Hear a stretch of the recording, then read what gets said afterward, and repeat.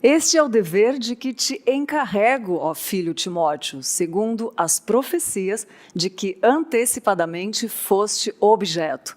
Combate, firmado nelas, o bom combate, mantendo fé e boa consciência, porquanto alguns, tendo rejeitado a boa consciência, vieram a naufragar na fé. 1 Pedro 1,18. Muito bom dia, quarta-feira, ao vivo aqui no Manhã IPP. Muito bom estar com você de novo em mais esse momento especial.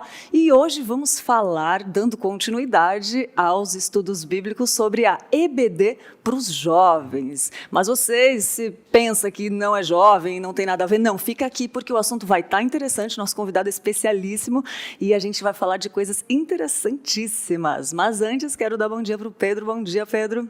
Bom dia, Lídia. Bom dia a todo o pessoal de casa aí que nos acompanha. Mais um dia, graças a Deus. E mais um dia para a gente conversar, para ter esse momento aqui, esse papo pela manhã, como se o sofá aqui estivesse na sua casa. Então, a gente vai conversar sobre EBD dos jovens. Você que é jovem, fala aí, você participa, você frequenta EBD? Você que já não é mais tão jovem, você frequentava? Mas tem que ser sincero, acorda de manhã, vai lá, participa. Então, vai falando. Então, fala as dificuldades, porque você não acha legal. Pode falar. A ideia é que a gente converse hoje.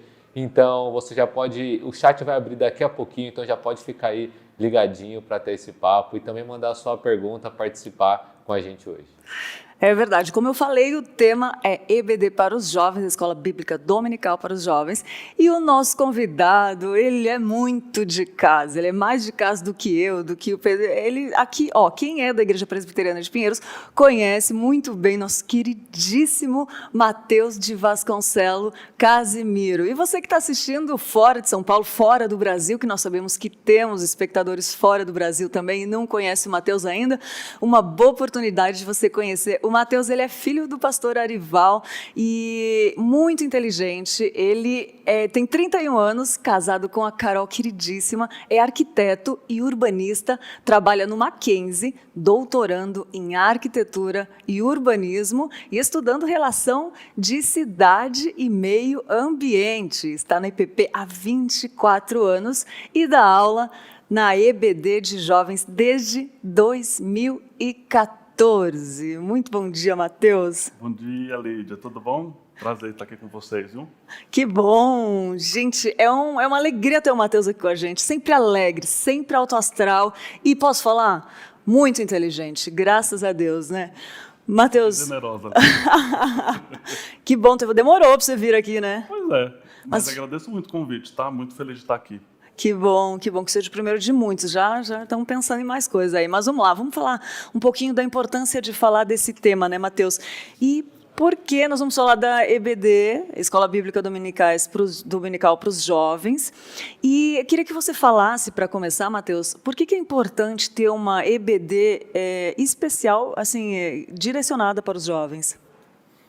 Olha, eu acho que, como um todo, a Escola Bíblica Dominical, ela é um projeto de grande resistência, né? É um projeto que está no Brasil, acho que há mais de 150 anos, e ela tem que abarcar todos os públicos possíveis. Né? Ela tem uma grande importância dentro da história da igreja. Tem estatísticas, inclusive, que já indicam a relação que existe de uma vida espiritual saudável com a presença da escola dominical.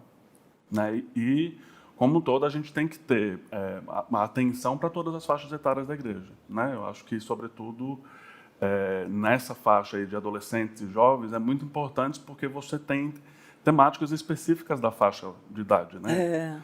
Nos jovens, você tem muita questão de relacionamento, que sempre pega muito, relacionamento com profissão, comportamento de faculdade, o começo dos empregos, como é que você se relaciona com o trabalho, que são coisas pertinentes a essa faixa etária. Né?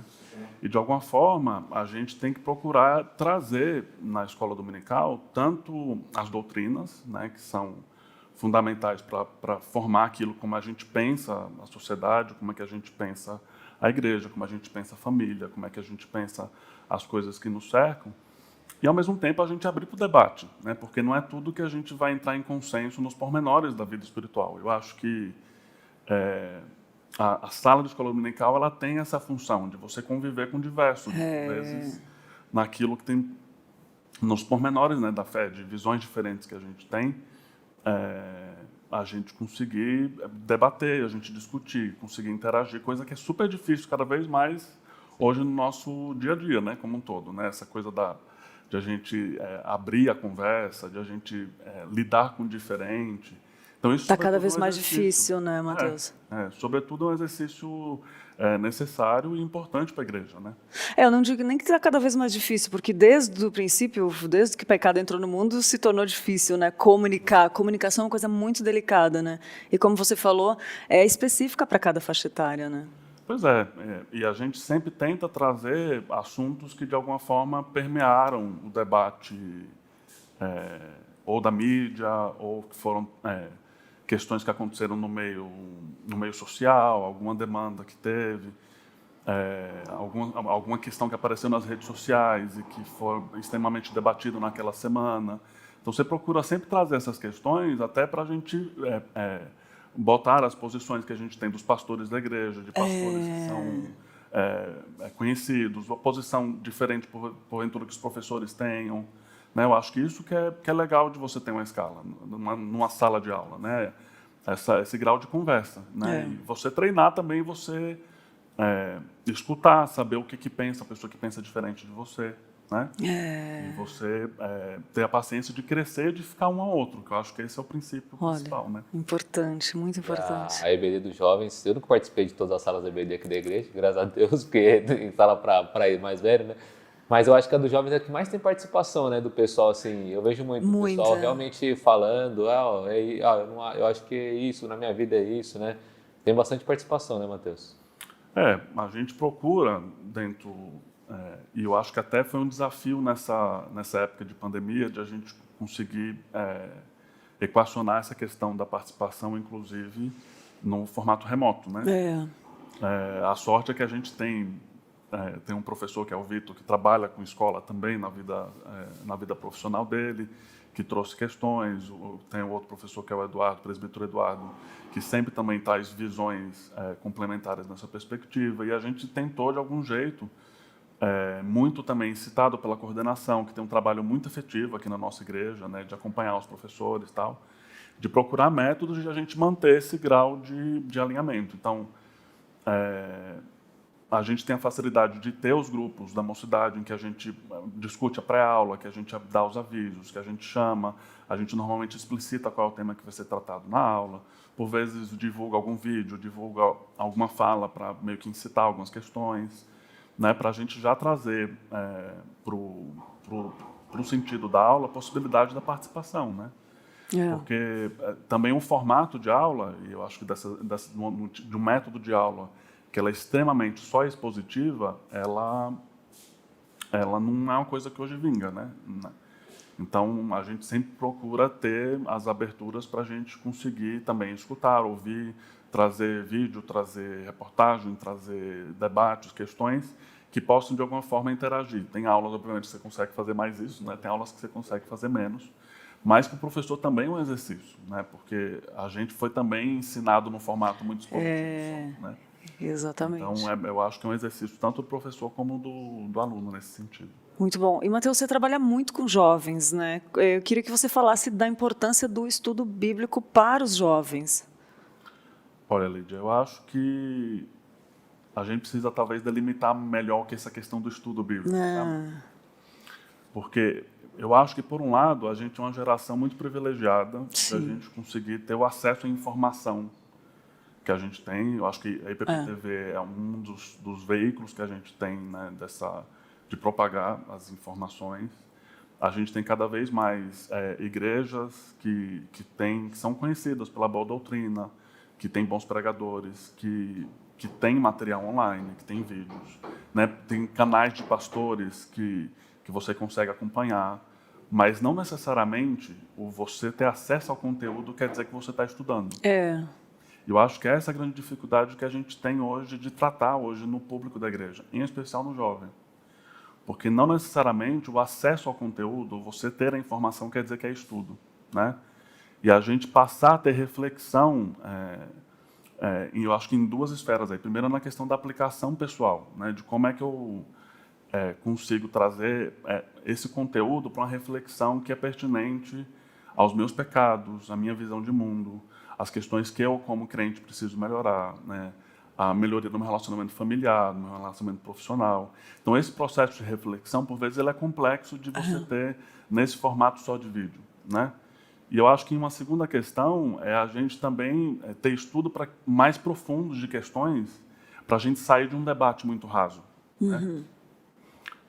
A gente tem quando você só está na esfera da informação, em que você escuta muita coisa, lê muita coisa, mas você não tem tempo de você processar, digerir isso que está fazendo, ver o que isso significa nas suas crenças mais profundas, porque essa é uma grande questão. E na hora que a gente vai ver o princípio correto de estudar a Bíblia, o estudo da Bíblia tem que ser um estudo transformador, né? Então, eu acho que é isso que, de alguma forma, também a gente tenta trazer na escola dominical. Já teve épocas em que a gente tem uma pauta extremamente expositiva, né, de trazer muito conteúdo para a aula e tudo mais. Eu acho que a gente ainda tem uma carga muito forte disso. Mas, por outro lado, a gente tenta sempre trazer o conteúdo bíblico para uma reflexão que possa ser aplicada à sua questão pessoal, né? Então, tem assuntos, por exemplo, agora nesse semestre a gente tem estudado Provérbios e Eclesiastes, né? Então, Provérbios, por exemplo, é um conteúdo que você traz para um debate muito mais íntimo, né? Então, a gente passou para estudar alguns provérbios temáticos, por exemplo. A gente teve um estudo específico como um crente tem que lidar com dinheiro.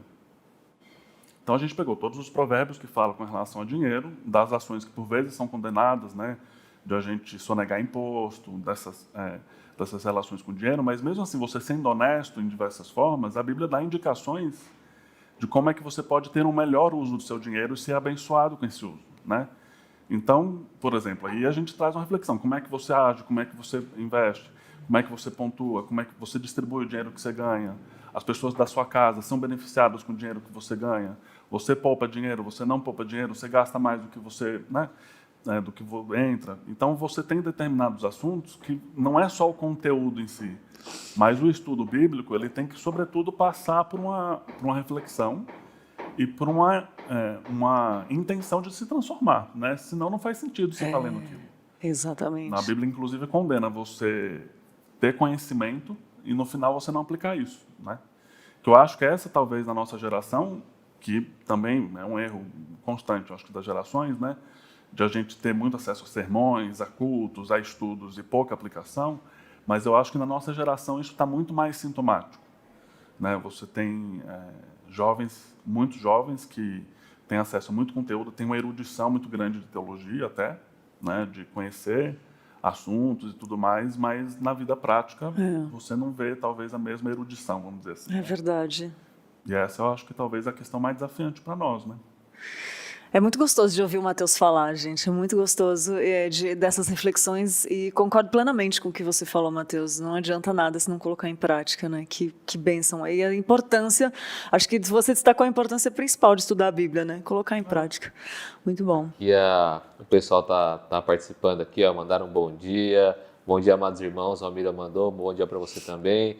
A Leila colocou que está aprendendo. A Diário colocou a paz do Senhor, e a Wanda, que está sempre com a gente, mandou um bom dia para todo mundo e falou que ama EBD, está em uma das classes com 2 excelentes professores, conhecedores da palavra e que tem um domínio do conteúdo, expõe de forma didática. A Leila colocou informação é diferente de conhecimentos também, nessa perspectiva, né? Que às vezes também eu concordo com o Matheus falou, a gente tem muitos jovens que sabem muito, que se entrar numa discussão com qualquer outra pessoa, com argumentos ele consegue, mas na parte prática, né, às vezes a gente acaba falhando nessa aplicação. E eu quero saber, então, Matheus, o que você diria para o contrário, para um jovem que tem preguiça de estudar a Bíblia? O que você diria para quem tem preguiça? Olha, eu acho que talvez seja uma consequência dessa primeira questão, por vezes, né, que a gente estava comentando. Eu acho que a Bíblia ela se torna interessante quando ela tem ponto de contato com a sua demanda do dia a dia. Né, eu acho que quando você procura a Bíblia para procurar respostas, reflexões que têm a ver com dúvidas que você tem ali na hora de gerir, ou que você precisa decidir, ou que você precisa fazer, naturalmente a Bíblia se torna interessante. Agora, você estudar a Bíblia porque você quer ter números para ver talvez não faça tanto sentido, né? Eu acho que até se popularizou muito essa questão de você ler a Bíblia toda em um ano, sabe? Essas coisas todas. Sim. Tem. Eu cheguei a fazer isso uma vez, eu não gostei tanto do formato, exatamente porque eu sempre... não condeno quem faz, eu acho que é relevante o programa. Mas, por vezes, por exemplo, eu sempre tive uma questão de ler trechos da Bíblia que, para mim, era uma questão naquele momento. Então, eu estava com dúvida com relação, por exemplo, a temáticas familiares, que era uma questão que eu tinha numa hora para resolver. Então, eu procurava textos, desde o Antigo Testamento até do Novo Testamento, que tratavam essa questão, fazia devocional em cima e por aí vai, né? Quando você passa a ser professor de escola dominical, isso se torna ainda mais forte, porque você acaba tendo na sua devocional aqueles que são os textos que você já está estudando, né? Eu acho que esse é a grande questão. Mas você tem que usar a Bíblia e se aproximar da Bíblia procurando das questões mais inúteis, mas que são questões que são dúvidas para você. Que para você são um ponto. E tem coisa que é dúvida para você, para o resto da humanidade não é. O resto da humanidade já alinhou isso, mas para você é uma questão, você não consegue entender aquela perspectiva. E se a gente também não se aproxima da Bíblia com essa intenção de que e a Bíblia fala isso, que ela é capaz de resolver todos os problemas da nossa vida, ela é atual e ela serve para a gente tirar as dúvidas de tudo que a gente quer para fazer. Então, a gente tem que procurá-la nesse sentido. Então, vamos procurar livros que me ajudem a achar questões da Bíblia, né? Esses livros de panorama. Procurar gente que possa me indicar, às vezes, leituras mais endereçadas daquilo que é do meu interesse, né? E você vai procurando se aproximar do conteúdo bíblico já com interesse estabelecido, né? Que você já tem uma leitura intencional, uma leitura que, de alguma forma, ela vai servir para apontar questões que, por vezes, você tem, né? Então, teve épocas, já na minha adolescência, por exemplo, eu me lembro que eu comecei a ler um livro que falava sobre o relacionamento da igreja com o nazismo, nada a ver, assim. Falava das coisas, li o livro e falei, gente, como é que a gente tem que se posicionar com relação às guerras? Aí comecei a ler vários textos da Bíblia que falavam das guerras, de como é que as guerras eram solicitadas, sobre a questão de paz, sobre a questão de quê, né? E você, a partir de uma leitura nada a ver que você teve desinteressada. Depois você teve épocas, quando eu estava para casar, por exemplo, em que a gente estava num discipulado em que essa temática do relacionamento, do casamento, era muito mais firme. Então você passa a ler os clássicos, né, daquilo que que a Bíblia coloca, desse contexto que você precisa apontar. Recentemente a gente passou por uma questão de doença na família da Carol, minha esposa. Então você já começa a se interessar por textos da Bíblia que falam sobre alento no momento de dificuldade, sobre sofrimento, sobre qual é a importância do sofrimento na vida do crente. Então, eu acho que o nosso contexto de vida, muitas vezes, ele é capaz de direcionar.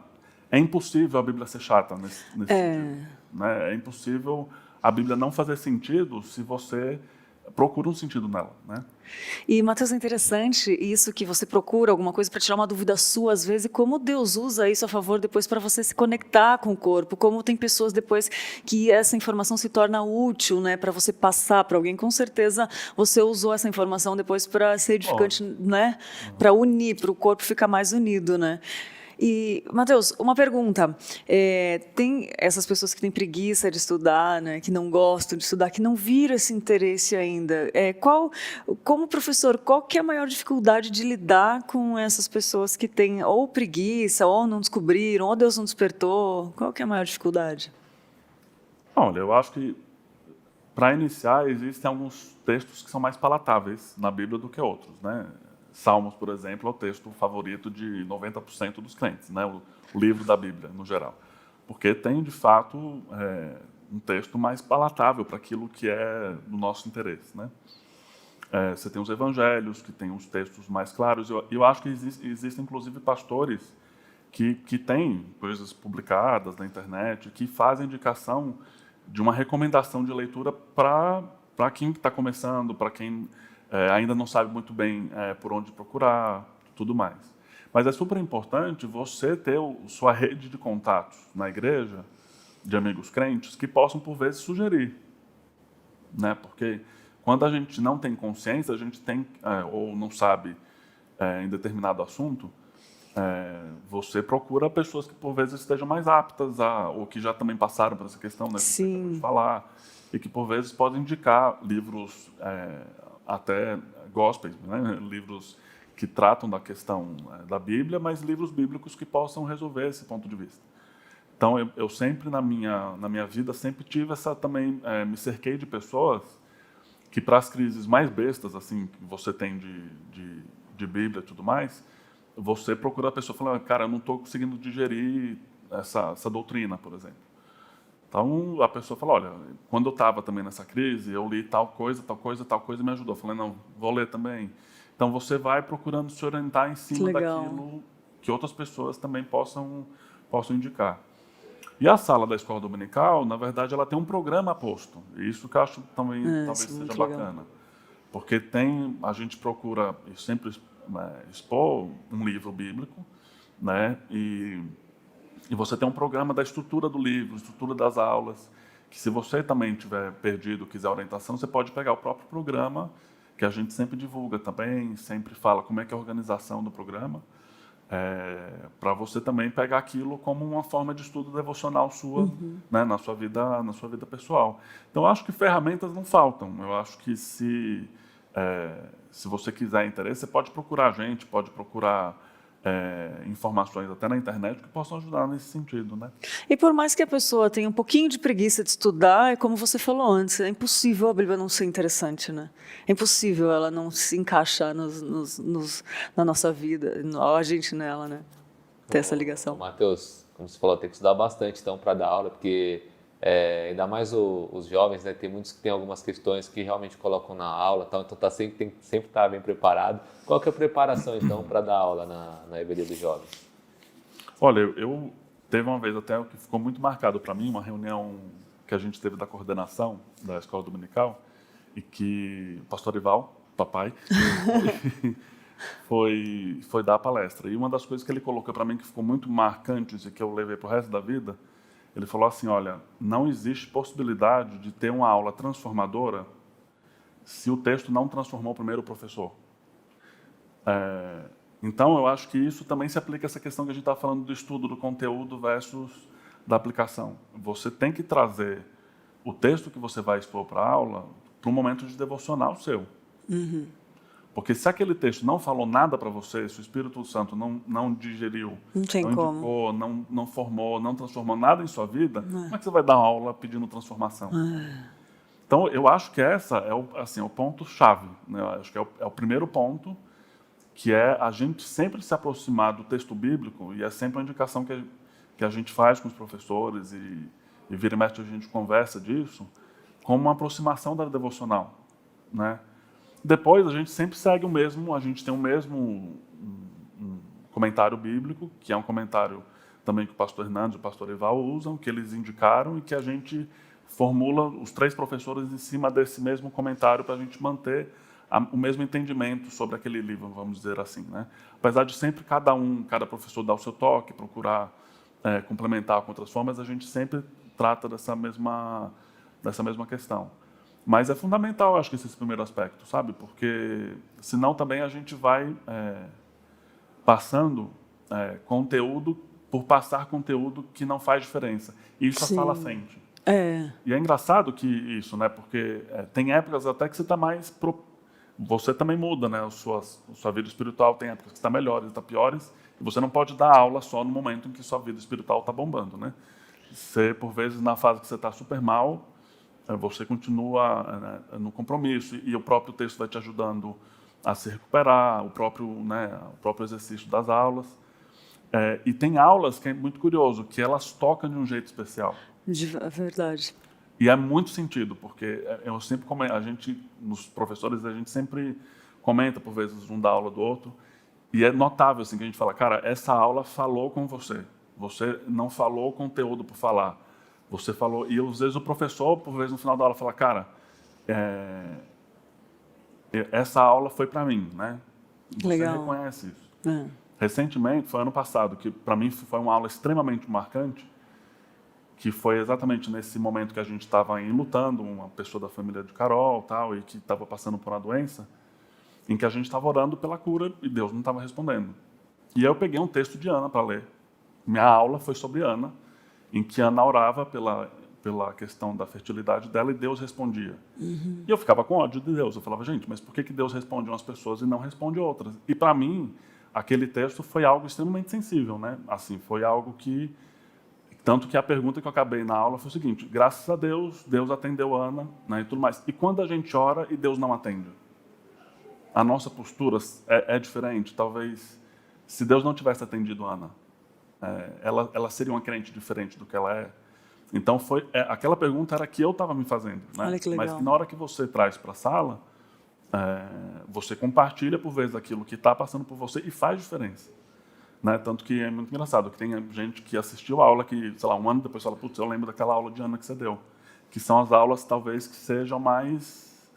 é verdade. mais marcantes. Né? Então, acontece muito disso, né? De você... eu acho que esse é o principal preparo do professor. Não é erudição, não é a pessoa ter tempo de aula de teologia, porque às vezes a pessoa pode ter uma exposição perfeita, né, do livro, sem nenhum problema, mas se aquilo não tocar o seu coração e não tocar o coração da outra, não faz sentido de ser.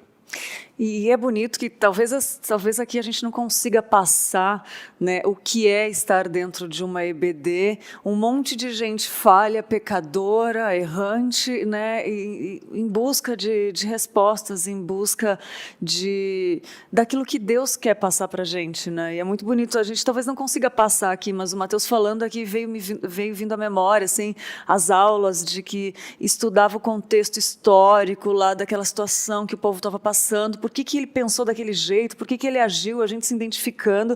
E aí começa o debate dentro da sala de aula, e isso que fica interessante, né, Matheus? Você vê que é normal ter dúvidas e que essa busca por respostas é muito gostosa, porque Deus tem resposta para todas as coisas, né? Então a EBD tem essa riqueza que... A gente passou muito tempo da escola bíblica estudando muito o Antigo Testamento, né? Eu acho que existe as histórias do Antigo Testamento. Eu acho que existe uma dificuldade, talvez, de a gente fazer essa transição cultural, de entender o que se passa na cabeça da pessoa, naquela cultura, naquele contexto, e por que ela agiu daquele jeito. E, no geral, como a gente já sabe o final, a gente já tem uma atitude extremamente condenatória, né? Mas aí, quando você traz para uma pessoalidade, né, aquilo que está acontecendo dentro do contexto, você passa a ler diferente, né? E a sua forma de identificação ela é diferente, né? Eu passei muito com isso teve uma época que a gente estudou Gênesis. Foi até muito curioso, porque de Gênesis 1 a 12 é o período da criação, que tem os maiores reboliços. E eu falei, não, por tratar de uma sala de jovens, talvez seja uma questão que vai mais... Nossa, eu nunca estudei tanto na minha vida como foi para estudar na aula de Gênesis 1 e 2. Mas, cara, o que mais pegou foi Gênesis de 13 em diante, que foi aí as dinâmicas familiares, os conflitos de Abraão, de Sara, de Isaac, e por aí vai. E que você vê a humanidade dessas questões. Né? Qual era a crise do casamento de Abraão e Sara? Como é que foi para Sara ser casada com um cara durante 25 anos sem ter filhos, sendo que a promessa não era dela ter filho, era do anjo ter, por vezes, colocado a relação dela com Agar. E aí, para as meninas da sala, falou, putz, eu acho que eu, num lugar, talvez teria feito a mesma coisa. Sabe, assim, da pressão de 20 anos, não conseguir engravidar, do como é que ela se sentia, de como é que ela aponta. E aí você traz a dimensão pessoal para a história de Abraão, Sara e Agar, né? Eu acho que sempre você ter esse processo de identificação é genial, né? E, recentemente, a gente teve Samuel, que foi Davi.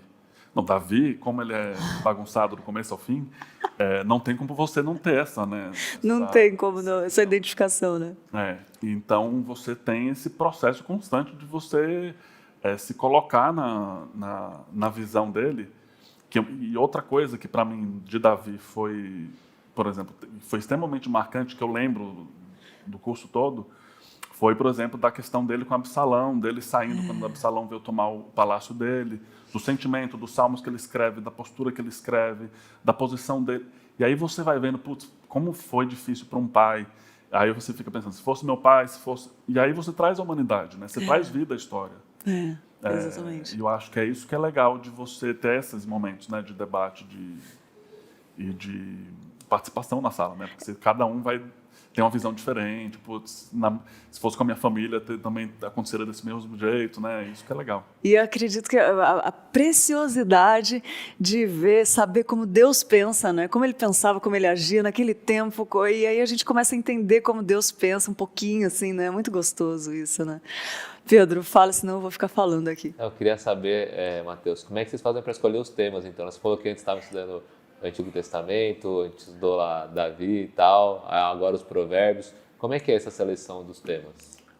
Cara, a rigor, assim, não é a gente muito que escolhe, né? O conselho e o pastor da igreja que tem como função deliberar sobre as questões de ensino, né? Então o conselho, no geral, que faz a escolha, né? A gente, por vezes, e isso tem sido uma postura constante e super também incentivado pela coordenação, a gente sugere. Então, mas como também a gente não sabe quanto tempo fica numa sala, né? Porque o conselho que faz a gestão dos professores e tudo mais. Então, você faz a sugestão, o conselho acata ou não, e aí você passa a trabalhar, né, aquele determinado tema. Na nossa sala, especificamente, a gente já tem tido nos últimos 10 anos, a permanência de professores mais a longo prazo. Então, a gente teve o Eduardo Teruya também, que passou, 6, 7, 8 anos, acho que na sala da mocidade, em que ele fez um currículo que ia sendo aprovado, e depois, eu acho que hoje eu sou o mais antigo, que estou com 6 anos, né? Então, desde que, por exemplo, eu peguei a titularidade, a gente tem um objetivo de a gente focou mais no Antigo Testamento. Então, a gente começou com Gênesis, então um semestre a gente viu Gênesis, no outro semestre a gente viu Êxodo, e a gente vai passando dos livros que aí a gente viu no Antigo Testamento essa questão das histórias, né? O quanto que é bacana, e é muito louco, porque muitas das histórias que a gente revisitou na escola dominical foram histórias que eu vi quando eu era criança na escola dominical. Olha que interessante. E você sempre tem você esconde vários fatores para você passar para as crianças, né? Que senão você tudo aquilo que você passa de acordo com a idade. E depois, quando você vai lendo todas as coisas, você fala, cara, não tem. Eu me lembro que foi o pacto, quando a gente foi ver que Sara e Abraão eram meio irmãos, né? Falei, cara, a tia da escola dominical não tinha me metido essa questão. E no final você vai descobrindo várias coisas novas em cima das histórias que você julgava saber. E isso vai trazendo... enfim, vai sendo legal, né? Mas, assim, uma postura também que a gente adotou, que foi indicação do conselho, e eu acho que foi extremamente assertivo, e eu acho que é muito recomendado, a gente estudar a Bíblia. A gente sempre parte de textos bíblicos. Existia uma época, algum tempo atrás, que a gente sempre ficava, o pós-modernismo e o jovem cristão, sabe? Aqueles temas Sei. que, por vezes, não tem que tem importância, tem o seu ponto, mas na escola dominical faz já um período aí de 8, 10 anos que a opção foi de a gente fazer sempre exposição bíblica de um determinado texto. E a partir da questão do texto a gente trazer reflexões para a nossa cultura, para o nosso contexto. Então a gente sempre faz esse movimento, né? Então, por isso que a gente sempre tem um curso, o curso do ano passado, por exemplo, foi Coração Igual ao Teu. Então, foi pegar as histórias todas de Davi, dos salmos que Davi compôs, de toda a questão disso, e a partir das questões de Davi a gente ia trazendo aspectos, né? Então, Davi com Batseba, dali a gente trazia algum aspecto. Davi com relacionamento com seus filhos, trazia alguns. Davi em respeito com Saul, você trazia outros aspectos. E a partir do texto, né, das relações do texto, você ia trazendo aquilo para a nossa vida. Esse ano a gente está com o curso Expressão da Devoção. Então, que a gente está vendo alguns dos livros de sabedoria, né? Então, a gente está vendo a história de Salomão, que foi o autor deles, e a partir também da narrativa de Salomão, fazendo o estudo expositivo de Provérbios, Cantares e Eclesiastes. Então, inclusive, domingo que vem vai começar Eclesiastes, que a gente vai até o final do ano com ele. Ai, que tentação de mudar de sala. Matheus, tem essa característica muito marcante, assim, de conseguir nos trazer, você estuda com tanto amor a Bíblia, se identificando tanto que é nítido, assim, passa nas suas aulas, e é muito gostoso a gente poder sentir, se aproximar, conversar um pouquinho com você e sentir se aproximar um pouco. Também queria falar que, vou deixar um convite para você já vir falar sobre relação trabalho, cristianismo no trabalho, que foi o que você pregou, que eu acho fenomenal essa aula, e aí já fica o convite aqui, se você aceitar, vem falar com a gente uma vez, porque é muito gostoso de se identificar, de ver um sentido bíblico na sua vida, naquilo que você faz, na sua vida, né? Para glorificar Deus tem que fazer sentido. Se não fizer sentido, né? E isso é bonito, é característico de você também ter essa habilidade de ensinar, né, Mateus? De conseguir ser um professor nesse sentido, de passar para o aluno essa experiência com a Bíblia. Muito bom. Mas você sabe, Lídia, que isso foi até na reunião que a gente teve ontem com os professores, também foi uma indicação do pastor. A gente precisa entender que o ministério de ensino, ele é uma vocação. Você não fica botando o professor de acordo com disponibilidade de outras coisas ou tudo mais. Legal. Mas a ideia de que se você tem a vocação para o ensino, você treinar. E você tem duas formas, eu acho, de ser treinados. Primeiro, com bons professores, né? Então, você sempre reproduz em sala de aula aquilo que você considera de um bom professor ou do mau professor. Os dois extremos. Verdade, não tem como, Os né? dois extremos te implicam. Então, tanto do cara que você admirava, que eu lembro da minha aula de adolescentes, que a Adriana dava aula, que ela era super envolvente, trazia questões de debate. Você falava assim, gente, como é que é engraçada, sempre apelando para o negócio, e que era que eu sempre me remeto involuntariamente, às vezes até. Marca, E você né? tem, às vezes, as aulas ruins, que você fala, não quero fazer desse jeito. Né? Então, é a questão que você trata e você usa. E eu acho que é a questão de você ter parceiros e que te ajudem nessa caminhada. Sim. Né? Então, eu tive o presbítero Eduardo Teruia, ele tinha essa questão de até fazer professores trainee, vamos dizer. Tanto que eu passei a dar aula nesse esquema, muito novo ainda, tinha 24 anos. Né? Quando comecei ele convidava e você era o estagiário da sala, assim, sabe? Então, você começava com uma coisa pequena, fazendo sei lá o quê, mas você preparava um plano de aula, você mostrava para a pessoa, para você sendo ensinado a como dar aula, né? Aqui, a nossa coordenação também tem vários cursos que incentivam a como você organiza uma boa aula, como é que você consegue ter domínio do tempo. Então, essa parte mais técnica, também a gente é muito, de certa forma, instruído. Então, a gente aproveita muito isso, procura sempre crescer e evoluir nessa formação. Acho que nessas duas coisas, tanto do ponto de vista espiritual, né, do texto como devocional, como também da técnica de dar aula, de você ter algumas coisas que você não abre mão da forma de você expor. Então, duas coisas que para mim são sempre da minha forma de dar aula. Muito legal. Eu sempre tenho uma psicose com relação ao tempo, de sempre programar. Não, eu vou passar 20 minutos nesse ponto, 20 nesse ponto, 20 nesse ponto, e de algum jeito, você atrasa um pouco aqui, um pouco ali, mas você segue essa linha do que você coloca. E outro aspecto é de você dar clareza para o aluno por onde você está caminhando na aula. Muito legal. Então, a aula está dividida em 3 pontos, a gente vai passar mais tempo aqui. Então, que para mim, como aluno, eu sempre gostava Fenomenal. disso, entende? Então, eu lembro dessas aulas, gostei muito, é muito bom. Porque você dá a estrutura da aula para a pessoa. Que eu detesto estar na aula em que eu não sei, estou no começo, no meio, no fim. Muito bom. Ou a pessoa lê aqueles textos de 30 versículos e a pessoa está no meio da aula no versículo 2. Aí você fala, caraca, não vai dar tempo. Aí você fica desesperado pelo professor, né? Verdade. De tudo mais. Então, você vai treinando, né? Você vai, enfim. Acho que são coisas que você vai desenvolvendo. Muito bom, muito bom.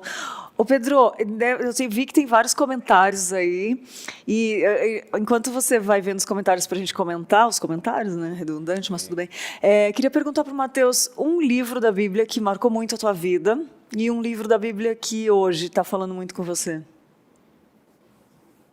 Surpresinha. Olha, eu acho que Gênesis foi um livro das dinâmicas das famílias que, para mim, foram... talvez foi um marco para mim de uma nova forma de me aproximar com os livros do Antigo Testamento. Legal.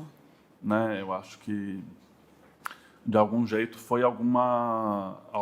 se iniciou uma nova fase, talvez, para mim, ali, de uma forma de aproximação. E sempre os livros que têm falado para mim são da escola dominical, que agora a gente está vendo Provérbios, que são os livros que eu leio de cabo a rabo, que são os livros que você se propõe a entender mais. Então, o aspecto de Provérbios de sabedoria, por exemplo, na perseguição do que é o princípio da sabedoria, o que é sabedoria para o crente, a diferença da sabedoria disso para o mundo. Então, são coisas que, por vezes, eu preciso ir até revisitando, pontuando. E, para mim, também tem sido muito útil, porque nessas coisas de contato que você tem com a academia, você tem muito do que o mundo entende por sabedoria. E, por vezes, você está sendo bombardeado por um monte de coisa. Aí, quando né, e vinha para Provérbios, era um refúgio no sentido, não, isso é tudo baboseira, isso não quer dizer nada, sabedoria é nesse sentido, né, e você caminhar rumo a essas constantes reflexões, né. Muito bom, muito bom. Obrigada, Matheus. Já queria agradecer a todo mundo que participou aqui. Ó. A Leila falou que a palavra não sai vazia.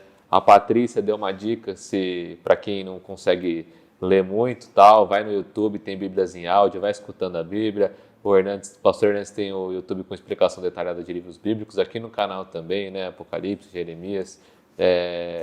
A Regiane falou que se o leitor acha a Bíblia interessante, deve estar lendo de forma errada, que foi o que a gente falou aqui. Então, tá, na Bíblia, né, essas respostas que você realmente vai encontrar. E a Leila falou, um professor precisa de 7 horas semanais para dar 1 hora de escola dominical. É assim comigo, nas devocionais diárias, buscar organizar as aulas e colocar o grupo na presença de Deus. Está fazendo rápido, demorava 12.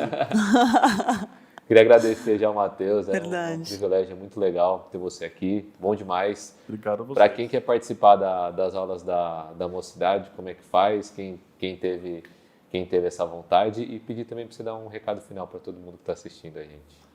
Agora a proposta aqui da coordenação foi de dispor todo o acesso, né, às salas de aula, que a gente está fazendo tudo via Zoom, muito provável até o final do ano, né, de a gente permanecer nesse formato. Então, no site, você tem as salas todas em que você consegue entrar e ter acesso ao link da sala Zoom, que eu acho que está claro lá no site, eu acho que consegue as informações. Pode procurar também no Facebook, vir procurar mandar mensagem, que qualquer coisa a gente facilita. E eu acho que a mensagem, eu acho que o final seria em duas questões. Primeiro, que não nos cansemos de buscar aprender a palavra de Deus. E aprender no sentido esse que a gente está discutindo, né? Não necessariamente uma abordagem conteudista, mas uma abordagem reflexiva, porque eu acho que a gente tem perdido as oportunidades de ter bons posicionamentos, né? De responder questões que, de fato, a sociedade pergunta. E isso tem a ver com um estudo pertinente da Bíblia. Né? E não de a gente pegar o conteúdo e a gente achar que a gente, por meio do conteúdo, pelo fato de a gente entender que a gente está certo, me dá o direito de eu pegar a Bíblia e sair salpicando na cara de todo mundo, chamando de assassino, de idólatra, né, todas as coisas do mundo, porque, no fundo, não é assim que você vai construir nada na vida, né, nas pontes de relações que a gente vai ter com aquilo que a gente fizer. Então, a chave de saída para isso é um correto estudo bíblico, né, é um correto aproximação da Bíblia, e que tem que começar pela questão transformadora, né? E segundo, eu acho que é a gente lembrar e resgatar a importância da escola dominical. Eu sei que muitas pessoas não têm o hábito de vir na escola dominical, por vezes não adquiriram isso na família, por vezes vieram de igrejas em que isso não era um estudo tradicional. Eu não consigo nem tanto falar, porque eu já fui doutrinado desde o ventre, né, a vir à escola dominical, então não tenho a dificuldade de acordar para vir à escola dominical no dia de domingo. Não é uma questão que eu tenha, né? Exatamente pelo hábito, né, que você vem desde pequeno. Mas é um investimento que vale a pena, porque tanto do ganho do ponto de vista espiritual, mas sobretudo também como uma forma de condução da família. E aqui eu acho que especialmente para os homens, né, que têm a função da liderança de condução espiritual, a responsabilidade pelo exemplo, né, de vir à escola dominical é do homem da casa, né? De vir, de comentar, de entender a pertinência, de buscar, de querer correr atrás. E eu acho que quando você vai abrindo mão disso, né, desses aspectos, você já vai começando a enfraquecer aspectos, talvez que sejam relevantes e não serem enfraquecidos na nossa vida e na nossa família, né? Então, a escola dominical é um ministério que vale a pena investir. Muito bom, Matheus. Muito obrigada de todo coração por você estar aqui. Espero que seja o primeiro, já fica um convite para um próximo aí, e que seja o primeiro de muitos, né? Porque é muito gostoso te ouvir, Matheus. Graças a Deus, louvado seja Deus por isso. Amém. Obrigada mesmo, Obrigado viu, Matheus? Valeu. Olha só, e agora, a gente falando em apetite espiritual, Tainá Félix vai trazer mais informações para você ficar ligado. Então fala aí, Tainá.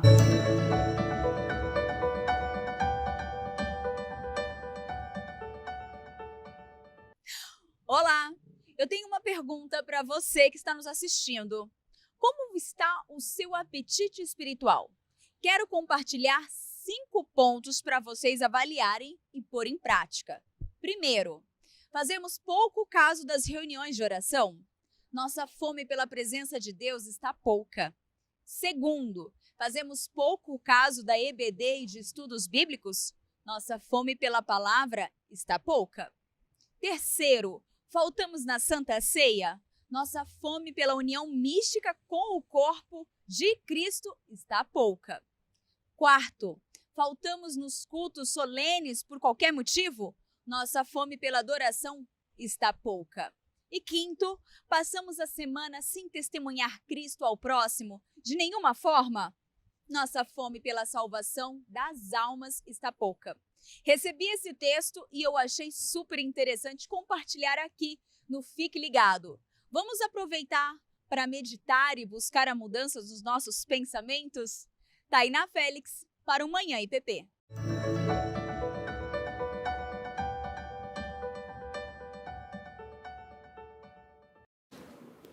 Muito bom! Como que está o seu apetite espiritual aí? E essa entrevista com o Matheus foi fenomenal para a gente dar uma mexida assim, para ver como que está o nosso estudo bíblico, né? E essa semana tem esse propósito de fazer-nos avaliarmos, falei certo, sobre como está o nosso apetite espiritual, como a gente está estudando, EBD, incentivar, porque, gente, não tem coisa melhor na vida do que estudar a Bíblia, do que se aproximar de Deus, e a Bíblia é o melhor caminho, a palavra de Deus, de se aproximar de Jesus. E falando em se aproximar através da Bíblia, nossa dica de livro de hoje, que essa semana são todas dicas de Bíblia, é a Bíblia de Estudo NAA, Nova Almeida Atualizada, que foi criado para ajudar as pessoas a compreenderem as Escrituras de uma maneira mais profunda, ou seja, para ir ao encontro da verdade atemporal da Palavra de Deus, uma poderosa,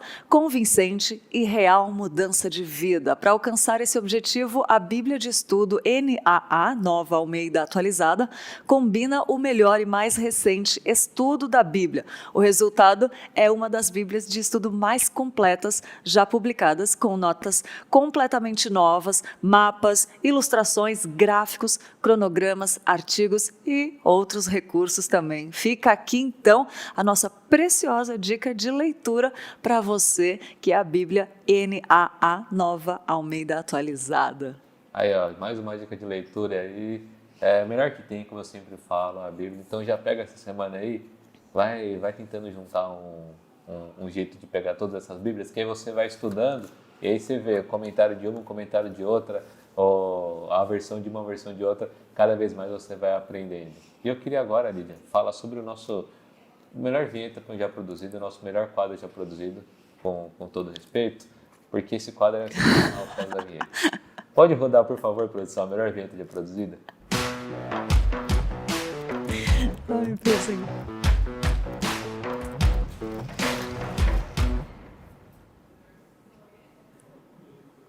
Foi aí o nosso Dá um Google que a gente pega as notícias mais relevantes, o que o pessoal está procurando, o que o pessoal está pesquisando, o que está sendo repetido, o que está em tendência no Google, a gente vê para comentar um pouquinho, conversar, para você chegar hoje, de manhã você está escutando isso, quando você for encontrar alguém, você está no seu trabalho, você vai conversar com alguém na sua casa, fala, você sabia que tal coisa, já entendeu?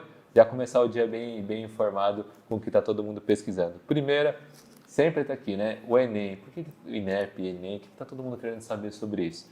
O INEP abriu a seleção para os corretores de redação. Então, você que é professor e se enquadra aí nesse trabalho, aí você pode entrar lá, fazer sua inscrição para corrigir as redações do Enem. Então, já fica ligadinho aí, porque pode ser algo bem legal. E você que está prestando o Enem, já começa a ficar ligeiro, começa a treinar bastante redação. Se quiser alguma ajuda, vai lá no @upaipp, que está tendo um reforção. O pessoal lá dos adolescentes aqui da igreja estão ajudando com todas as questões, desde redação até física. Então vai lá e já fica ligadinho, já fica por dentro. Além disso, a Torre Eiffel. Vamos falar sobre a Torre Eiffel aqui. Você que quiser mandar uma passagem para a gente chegar na Torre Eiffel e gravar lá, pode mandar. Mas não é isso que eu estou falando. Eu não sei se eu falo Torre Eiffel, eu não sei qual que é o certo. Você pode me falar aí no chat como é que é o correto. Mas por que isso está entre os mais pesquisados do Google? Porque ontem eles esvaziaram a Torre Eiffel por uma ameaça de bomba e tal. Isso é recorrente até, né? O pessoal sempre está lá perto armado, enfim, tem toda essa preocupação para que não haja nenhum atentado, nada nesse símbolo tão conhecido por todo mundo, né? Turístico. A cara de Paris, então você já fica ligeiro quando for lá, porque o pessoal fica sempre exército aplauso e tal, e ontem foi esvaziado, mas graças a Deus não teve nenhum atentado, nenhuma bomba, nem nada. Além disso, a Localiza, tá todo mundo procurando a Localiza, para localizar alguém não, você sabe, a locadora de carros, teve a união, a fusão entre a Localiza e a Unidas, que agora a Localiza agora já está unidas. Gostou dessa, Lídia? Gostei. A fusão para criar uma empresa de 50 bilhões de reais. Aí o pessoal quer saber mais sobre isso. Nossa, como assim? O que está acontecendo? Só que alugar carro, né? Tem muita gente que usa a locação também de carro ao invés de comprar carro hoje. Tem muita gente que usa para fazer Uber, enfim, outras coisas. E isso influencia diretamente. Então, teve essa união dessas duas empresas e todo mundo quis saber. Por último, o nosso Sinal Google de hoje. Ontem a gente falou sobre o início da primavera. E foi ontem. Ontem a primavera começou. Mas de pessoa já está querendo saber do verão. Pesquisado no Google, ontem dos mais pesquisados, mais 50 mil pesquisas é início do verão. Eu só falo, legal, a primavera começou, mas agora é verão. Então, calma, dá uma sossegada, vamos aproveitar essa estação. E a primavera acaba no dia 21 de dezembro, né? E o verão inicia no dia 21 de dezembro. E aí, quem sabe um solzão para você já curtir o Natal com a sua família, todo mundo junto. Claro, devido às circunstâncias, mas também que já esteja tudo um pouco melhor pela questão da quarentena, Covid e tudo. Mas o verão começa dia 21/12, tá? Então vamos aproveitar a primavera aí, não precisa ficar pesquisando mais não. Muito bom, muito bom. Essa pesquisa cruza com as informações que nós já demos aqui um tempo atrás, que diz que uma pesquisa realizada aqui no Brasil indica que a maioria dos brasileiros, que é a preferência, né, de quando acabar a pandemia é praia, a preferência de viagem dos brasileiros é praia. Então cruza aí com a informação da pesquisa do Google de ontem. Muito bom, Pedro, muito bom. Esperando acabar. Mas que nem o Pedro disse, curte a primavera, que a primavera tem suas belezas, cada estação tem suas belezas, né? Deus trabalha por estações, então vamos curtir a primavera. Muito bom, Pedro. E olha só, mais notícias para você. Olha que notícias gostosas hoje que a gente separou para você. A tartaruga de telhado birmanesa, conhecida por tartaruga sorridente, estava na lista de animais extintos há quase 20 anos. A boa notícia é que, por causa de um projeto de conservação muito bem elaborado, a espécie foi trazida de volta. Olha que legal. O trabalho vem sendo realizado por conservacionistas da WCS, Turtle Survival Alliance, TSA, e do Departamento Florestal de Myanmar, país asiático. Eles descobriram que uma tartaruga sorridente foi comprada no mercado chinês em 2000, no ano de 2000, e conseguiram resgatar o animal. E pouco tempo depois, o grupo descobriu mais animais da espécie em bancos de areias nos rios Dok Tawad e Xinjuin, também em Myanmar. E de lá para cá, as únicas tartarugas sorridentes foram cuidadas em cativeiro, onde um projeto de conservação foi todo pensado e montado somente para que a espécie sobrevivesse e reproduzisse. Olha só. E os profissionais da WCS, enfim, notificaram a recuperação da espécie na semana passada. E hoje já existe uma população de aproximadamente 1.000 tartarugas sob os cuidados do grupo. E embora a boa notícia da recuperação da espécie, essas novas tartarugas, elas foram geradas em cativeiro e ainda haverá o processo de reinclusão do animal no seu habitat natural, né, que deve acontecer nos próximos meses. E a soltura também pode ser prejudicada pela caça à espécie, que foi exatamente o que causou a extinção do bichinho, né?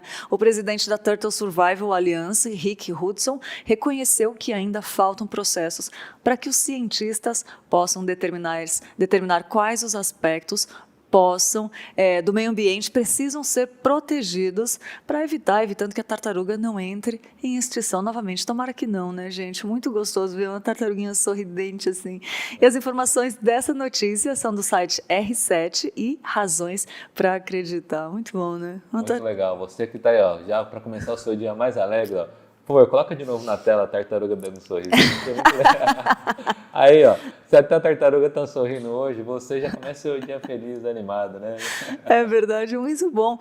E olha só, para a gente continuar feliz, ver o gesto de um menino de 7 anos, que ele bateu num carro do vizinho e se desculpou com um bilhete fofo. Olha só, quando o psicólogo Marcelo Castilhos, de 29 anos, saiu de casa para abastecer o carro, um bilhete chamou a atenção com letras garrafais. Era um pedido de desculpas de Benício, o filho de 7 anos do seu vizinho, Marcel Hoffmann, que pelo risco deixado no veículo após ter se desequilibrado ao andar de bicicleta. O caso aconteceu no bairro Portão, em Curitiba, e o gesto viralizou nas redes sociais, com mais de 42 mil compartilhamentos e 356 mil curtidas, depois que o dono do automóvel publicou em um de seus perfis.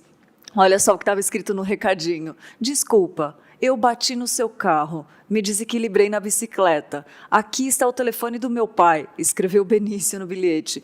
O gesto surpreendeu o proprietário do veículo, já que ele nem havia notado o risco no carro. E antes de ler o bilhete, né, ele nem tinha notado. E a atitude do garoto gerou outra gentileza. O dono não cobrou pelo dano. De acordo com o pai de Benício, que é veterinário, o filho deixou a bicicleta no chão imediatamente, quando percebeu que havia danificado o carro estacionado na rua, se mostrando bastante preocupado com o risco. Mas logo o menino encontrou uma solução: pagar pelo dano com as moedas que ele guardava em casa. Aí o pai falou: eu vi o meu filho largando a bicicleta bastante chateado, com expressão preocupada de como poder pagar, mas ele lembrou das moedinhas que ele guardava em casa. Fiquei contente com a repercussão positiva, mas é algo muito corriqueiro para a gente. Não consigo pensar que eu posso bater no carro de alguém e não ir para atrás da pessoa para arrumar, né? Se alguém bater no meu, eu espero que a pessoa pague. Então, não gerou espanto, foi uma atitude natural dele, comentou o pai do menino. A ideia do bilhete surgiu após não encontrar o dono do carro. O próprio garoto, que está no 1º ano do ensino fundamental, foi quem decidiu escrever ali à mão ao recado. Estava junto e não corrigir palavras ou qualquer outra, porque o bilhete tinha que ser totalmente dele, pois ele deveria assumir o pequeno erro. Foi um espanto ter viralizado, porque não sou de acessar muito as redes sociais e fiquei muito orgulhoso do meu filho, mas também não esperava outra atitude que não fosse essa. Finaliza o pai do garoto. Muito fofinho, né? Muito, que fica aí pra gente essa ideia de boa ação, né? As informações dessas notícias é o site bol.ol.com.br, que fica aí pra gente, né, a atitude do garoto, essa genuidade, né, coisa linda. Muito legal, que educação, né? Então, que a gente possa também... Tem gente que bate num carro adulto, já finge que não aconteceu nada, arrisca e tal. Que possa uma lição aí, por exemplo, dessa criança. Muito legal, uma ótima ideia que ele teve, né? Uma boa ideia. Boa ideia. Ainda é o que a Mari vai trazer pra gente hoje. E aí, Mari, qual que é a boa ideia de hoje? Você conhece alguém que está para casar? Ou que teve que remarcar a data da festa de casamento por conta da pandemia? Então fica ligadinho nessa boa ideia.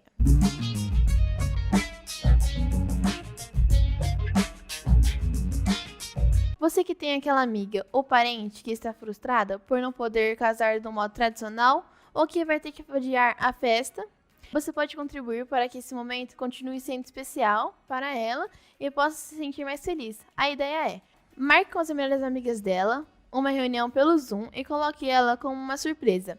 E lá vocês conversam sobre os preparativos e expectativas com uma despedida de solteira.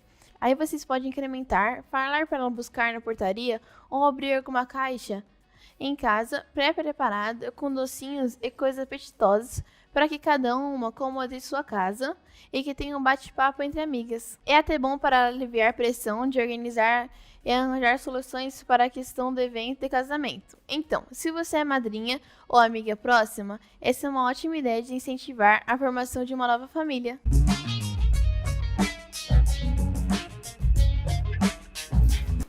Muito bom, festa surpresa, boa ideia, hein, Mari? Obrigada, Mari, por essa ideia, boa ideia, né? Uma festinha surpresa. E falando em festa surpresa, que tal fazer uma festa surpresa para os aniversariantes de hoje? Quem são dos membros da Igreja Presbiteriana de Pinheiros? Ariadne Matiota, a Brigitte Silvia de Oliveira, o Gabriel de Souza, o Gustavo Amorim, a Maria Lígia Ribeiro, Mariana Nogueira, o Matheus Galice Milian, o Ricardo Camargo Garcia, Ricardo de Brito Pinheiro, Roberto Zucchino, grande Roberto Zucchino, feliz aniversário. Rosana Polski também, feliz aniversário para você, gente, que Deus abençoe muito, faça uma festinha aí, se prepara uma festinha surpresa para os amigos também, né? Mas receba o nosso abraço com muito carinho, que Deus te abençoe muito, que seja um dia muito alegre, muito feliz, comemorando aí o dia que Deus te trouxe para a Terra, né? E agradeça ao Senhor por esse ano que passou, né? E esse ano que está chegando agora, que seja cheio de novidade de vida, de alegria, de bênção do Senhor, e que sejam muitos anos. E você que está em casa também, que está de aniversário, que está nos assistindo, feliz aniversário. Que Deus te abençoe muito também, os desejos de felicidade, alegria, paz, amor e os propósitos de Deus na sua vida, com carinho da Igreja Presbiteriana de Pinheiros para você. É isso. É isso. Por aqui, programa muito legal, muito especial. Amanhã, se Deus quiser, nós estamos de volta. Sim. Às 10, né? Isso aí, 10 horas ao vivo. E hoje à tarde tem Diário de Eva. Não perca ao vivo também. E continua assistindo aí, que tem muita programação boa para você. Diário de Eva com a Helenivação, falando sobre suicídio. Ó, você tem que assistir, que tá muito legal. Muito bom, muito bom. Vamos nos conscientizar, né? Claro. Setembro Amarelo. Então fica aí, curtindo, e a gente volta amanhã. Tchau, tchau. Tchau, tchau.